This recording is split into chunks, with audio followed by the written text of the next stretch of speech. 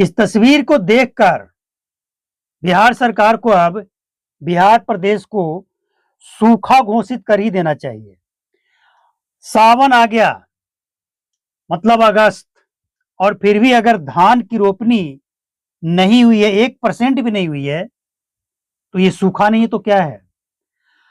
हालांकि अभी कुछ ज्यादा बिगड़ा नहीं है। अभी भी अगर अचानक से बारिश हो जाए तो किसानों का बिचड़ा तैयार है, बिहन तैयार है, लोग काम में लग जाएंगे और लगभग पूरा हो जाएगा। लेकिन सरकारी जो दावे हैं, जो आंकड़े हैं, उसके हिसाब से सूखा घोषित हो जाना चाहिए। धान अगर कहीं लगाया भी गया है तो बिजली व्यवस्था ना होने के कारण खेतों में दरार पड़े हैं। किसान क्या करे? अपने घर में रखा हुआ, कोठी का रखा हुआ अनाज निकाल कर वो कलेजा पे पत्थर रखकर बाहर फेंक देते हैं। किसानी का मतलब वही है। और होगा या नहीं होगा इसका पता नहीं है। ये जो धान का खेती लगाया गया, ये होगा या नहीं होगा इसकी गारंटी नहीं है। लेकिन किसान अपने कोठी में रखा हुआ अनाज मजदूरों को निकालकर दे दिए। खुद का हिस्से, मतलब अपने परिवार के हिस्से का अनाज वो बांट दिए। और सरकार अगर इनके लिए ना सोचे तो समझिए कितना बड़ा नाइंसाफी है। आपको एक वाकया याद होगा, हमने उस पर वीडियो बनाया था। उत्तर प्रदेश से एक तस्वीर आई थी कि एक किसान, आलू उपजाने वाले किसान 62 क्विंटल आलू लेकर मंडी पहुंचे।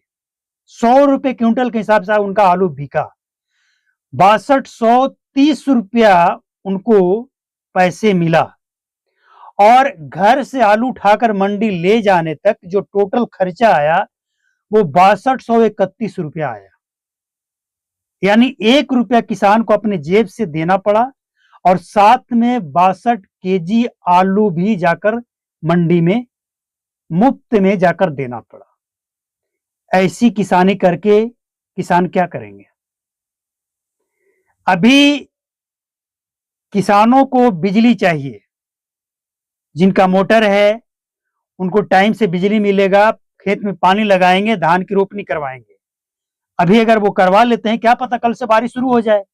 लेकिन जो समय निकल रहा है वो ना निकले, इसके लिए किसान चाहते हैं कि जिनके पास मोटर है कि हम अपने खेत में धान लगा लें।